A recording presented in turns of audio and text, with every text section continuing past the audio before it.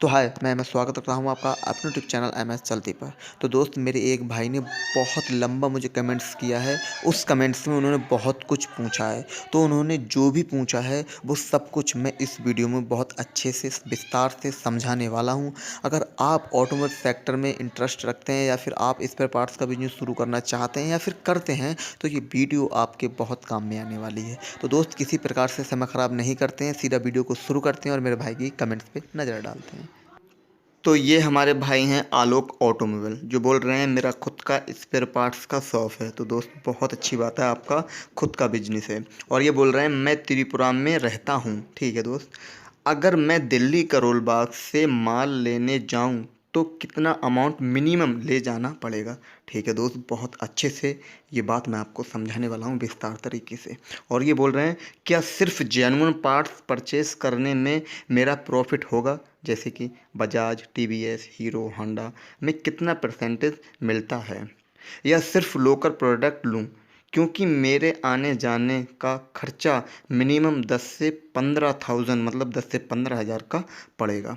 तो दोस्त, जैसा आपने पूछा है, बहुत विस्तार से मैं आपको बताने वाला हूँ कि आपको कौन सी कंपनी के पार्ट्स लेने चाहिए, आपको कितना अमाउंट मिनिमम लेके जाना चाहिए दिल्ली करोल बाग। तो दोस्त, सबसे पहले बात कर लेते हैं कि किस कंपनी के पार्ट्स में कितना प्रॉफिट होता है और आपको अपने हिसाब से कौन से पार्ट्स परचेस करने चाहिए और उनके साथ बिजनेस करना चाहिए। तो देखिए दोस्त, मैं आपको बताऊं, आप चाहे Bajaj company, TVS company, hero company या फिर होंडा कंपनी या फिर किसी भी कंपनी के अगर आप पार्ट्स रखते हैं, तो मैं आपको बताऊं उनमें प्रॉफिट कम होता है। ठीक है, एक जो लोकल पार्ट्स होते हैं उनकी तुलना में हमें जो जेन्युइन पार्ट्स होते हैं उनमें प्रॉफिट कम होता है। फिर वो चाहे कोई भी हो, चाहे वो रिटेलर हो, होलसेलर हो या फिर मैकेनिक हो, सब में ये प्रोसेस होता है, सब में प्रॉफिट कम होता है। लोकल प्रोडक्ट में ज़्यादा प्रॉफिट होता है क्योंकि वो अलग अलग नाम से होते हैं, उनकी प्राइस एग्जैक्ट किसी को पता नहीं होती है, इसीलिए थोड़े बहुत ज़्यादा पैसे उनमें चार्ज किए जा सकते हैं। अब दोस्त, मैं आपको बताऊं तो आप अपने इन्वेस्टमेंट के हिसाब से लोकल पार्ट्स ज़रूर रखें, और अगर आप चाहें तो ओरिजिनल पार्ट्स भी रख सकते हैं, और ओरिजिनल पार्ट्स ज़रूर रखें। जैसे जो मेन पार्ट्स होते हैं, जो रनिंग पार्ट्स होते हैं, उनको आप थोड़ा ओरिजिनल भी रख लें। जैसे इंजन ऑयल होता है, ठीक है, अगर आप बिजनेस कर रहे हैं तो इंजन ऑयल ज़रूर ओरिजिनल ही रखें, फिर वो चाहे किसी कंपनी का क्यों ना रखें। इंजन ऑयल में सजेशन दूंगा आपको कि आप ओरिजिनल ही रखें, ओरिजिनल में किसी की कॉपी ना रखें। अगर आप चाहें तो लोकल भी रख सकते हैं, लेकिन वो अदर ब्रांड रख सकते हैं, ओरिजिनल में आप किसी की कॉपी ना रखें। मैं आपको एडवाइस दूंगा, ठीक है। बाकी आप चाहें अपनी मर्ज़ी से ही बिजनेस कर सकते हैं, लेकिन जो मेरी एडवाइस है, जो आपने पूछा है, वो मैं आपको बता रहा हूँ।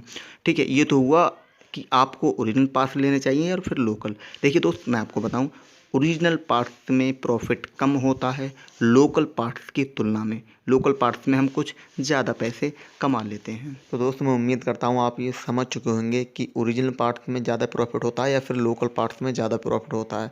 तो दोस्त, मैं फिर दोहरा देता हूँ कि ओरिजिनल पार्ट्स में प्रॉफिट हमें कम होता है, लेकिन जो अदर कंपनी के पार्ट्स होते हैं जिनको हम लोकल कह सकते हैं, उनमें ज़्यादा प्रॉफिट हो जाता है। उसकी वजह ये है कि ओरिजिनल पार्ट्स की एग्जैक्ट प्राइस सबको पता होती है, तो उससे ज़्यादा हम किसी से पैसे नहीं ले सकते। लेकिन जो अदर कंपनी के पार्ट्स होते हैं उनकी एग्जैक्ट प्राइस किसी को पता नहीं होती है, इसीलिए हम उनमें ज़्यादा प्रॉफिट ले सकते हैं, पर थोड़ा ज़्यादा ले सकते हैं, ज़्यादा उनमें भी नहीं ले सकते। ठीक है दोस्त, पर ओरिजिनल पार्ट्स में हमें प्रॉफिट कम मिलता है किसी अदर कंपनी के पार्ट्स की तुलना में, क्योंकि अदर कंपनी के पार्ट्स जो होते हैं उनमें हमें प्रॉफिट ज़्यादा मिल जाता है, जिनको हम लोकल कहते हैं।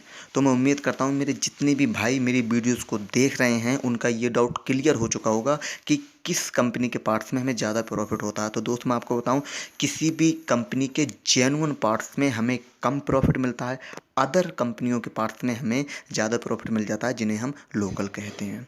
तो दोस्त, अब दूसरी टॉपिक पर नज़र डाल लेते हैं। जो दूसरा डाउट है भाई का, उसको क्लियर कर देते हैं। जैसे मेरे भाई ने पूछा है कि अगर हम दिल्ली माल खरीदने जाते हैं, अपने बिजनेस के लिए अगर हम दिल्ली का रोलबाग स्पेयर पार्ट्स खरीदने जाते हैं तो कम से कम हमें कितने रुपए के पार्ट्स वहाँ से लेके आने चाहिए अपने आने जाने के खर्चे को देखते हुए। क्योंकि दोस्त जब मैं शुरू में माल लेने गया था तो मुझे भी पता नहीं था कि मुझे कितने का माल लाना चाहिए। मुझे ये तो पता था कि मेरा आने जाने का जो किराया है, जो मेरा किराया है वो कितना है, वो तो मुझे पता था। लेकिन जब मैं माल लाऊंगा तो मेरा कितना खर्चा आएगा ये मुझे पता नहीं था। इसीलिए मुझे बहुत सारी दिक्कतों का सामना करना पड़ा था। शुरू में मुझे कुछ प्रॉब्लम हुई थी। तो दोस्त इस वीडियो में मैं आपको सब कुछ विस्तार से बताने वाला हूँ, ताकि अगर आप दिल्ली माल लेने जाते हैं तो आपको भी कोई प्रॉब्लम ना हो, आपका भी किसी प्रकार का कोई नुकसान ना हो, किसी भी प्रकार का आपको कोई घाटा ना हो। भले ही आप इंडिया के किसी भी कोने से माल लेने जाते हैं अगर दिल्ली का रोलबाग, तो इस वीडियो को देखने के बाद जो मैं अब आपको इन्फॉर्मेशन दूंगा और बहुत अच्छी इन्फॉर्मेशन देने की कोशिश करूंगा, अगर आप इस चीज़ को बहुत अच्छे से समझ लेते हैं तो मैं उम्मीद करता हूँ कि आपको भी कोई परेशानी नहीं होगी। तो जैसे ये मेरे भाई ने बोला है, ये त्रिपुरा से हैं और अगर ये त्रिपुरा से माल लेने जाते हैं तो इनका आने जाने का खर्चा बोल रहे हैं ये 10 से 15 हज़ार रुपये आ जाता है।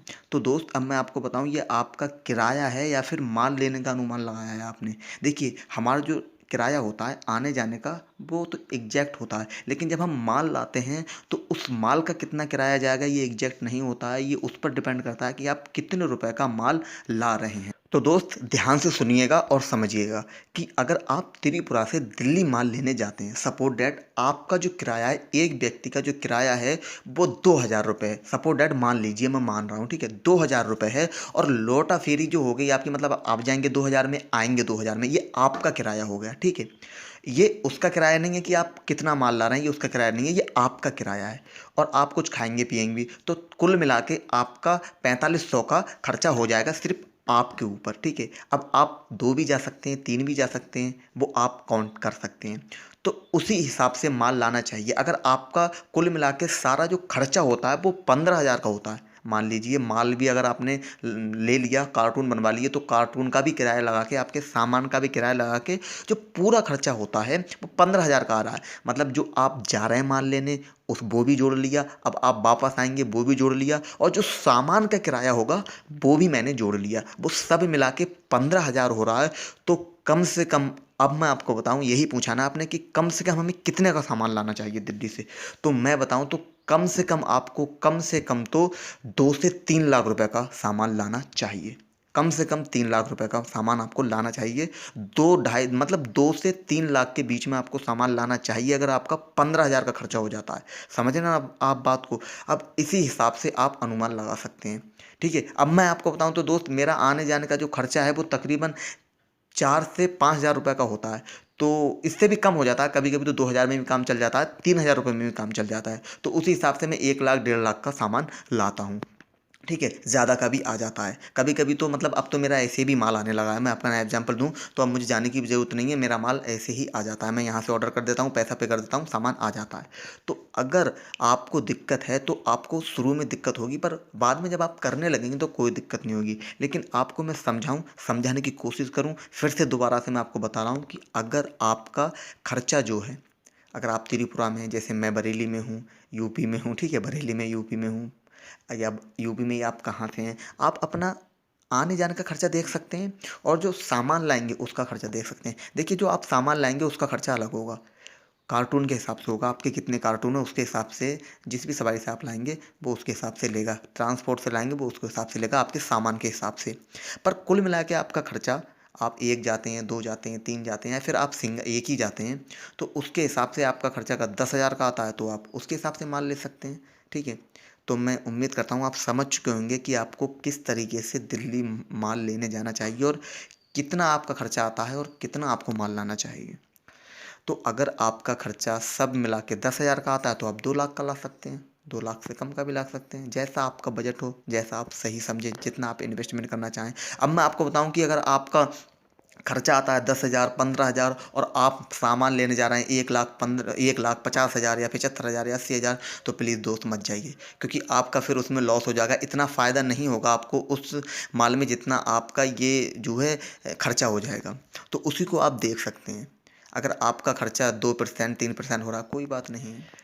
अगर आप 1 लाख का माल ला रहे हैं तो आपका किराया तो उतना ही लगेगा, लेकिन जो सामान का किराया होगा वो कम हो जाएगा। लेकिन अगर आप 2 लाख का माल ला रहे हैं तो सामान का तो 2 लाख का किराया जाएगा, मतलब 2 लाख के हिसाब से किराया जाएगा, लेकिन जो आपका किराया है वो वही रहेगा। तो आप देख सकते हैं अपने हिसाब से। मैं तो ये कोशिश करता हूँ कि अगर मैं जा रहा हूँ दिल्ली तो जितना हो सके उतना ज़्यादा से ज़्यादा सामान ला सकूँ। तो दोस्त, मैं विस्तार से आपको समझाऊँ, चाहे आप इंडिया के किसी भी कोने से हैं, आप इसी से समझ सकते हैं कि अगर आपका खर्चा 3 से लेकर 4,000 5,000 का आ रहा है तो कम से कम आपको 1 डेढ़ लाख का सामान लाना चाहिए। अगर आपका खर्चा 10,000 का आ रहा है तो कम से कम आपको 2 लाख से 2.5 लाख का सामान लाना चाहिए। और अगर आपका 15,000 का आ रहा है तो आपको 3 के आसपास सामान लाना चाहिए। ठीक है दोस्त, और ये मैं आपको ऐसे बता रहा हूँ कि जो आपका जाने का खर्चा है, आने का खर्चा है, देखिए एक तो आपका किराया हो गया और एक हो गया जो सामान लाएंगे आप उसका किराया, क्योंकि जो सामान लाएंगे आप उसके भी कार्टून बनेंगे तो वो उन्हीं कार्टून के हिसाब से किराया जाएगा। तो उनका भी किराया ऐड करके, सामान का भी किराया ऐड करके और अपना भी किराया ऐड करके जो आपका खर्चा होता है आप उसी के हिसाब से सामान लाएं। अब आप ऐसा ना करें कि आपका खर्चा आ रहा है 10,000 का, 20,000 का और आप सामान ला रहे हैं 40,000 50,000 का या फिर 80,000 का, तो आपका लॉस हो जाएगा। ठीक है। तो दोस्त, मैं उम्मीद करता हूँ कि दी गई जानकारी से आप संतुष्ट हैं। तो अगर वीडियो आपको पसंद आई है तो वीडियो को लाइक करके मेरी मेहनत को सफल बनाएं। और अगर आपका कोई भी क्वेश्चन है तो मुझे कमेंट्स बॉक्स में ज़रूर लिखें, क्योंकि मैं आपके कमेंट्स के आधार पर ही वीडियो बनाता हूँ। जो भी आपकी कमेंट्स होती है मैं कोशिश करता हूँ कि उसका जवाब दे सकूँ और बहुत अच्छे से दे सकूँ, जो ताकि आपके समझ में आए और आपको कोई दिक्कत ना हो जो भी आपने मुझे क्वेश्चन किया है। तो दोस्त, अगर आपको लगता है कि इस चैनल की वीडियोज़ आपके काम की हैं और आप इस चैनल की वीडियोज़ देखना चाहते हैं, आप इस चैनल की वीडियो मिस नहीं करना चाहते, तो चैनल की सदस्यता ले लीजिए सब्सक्राइब बटन को दबाकर। बाकी मिलते हैं अगली वीडियो में एक नए टॉपिक के साथ।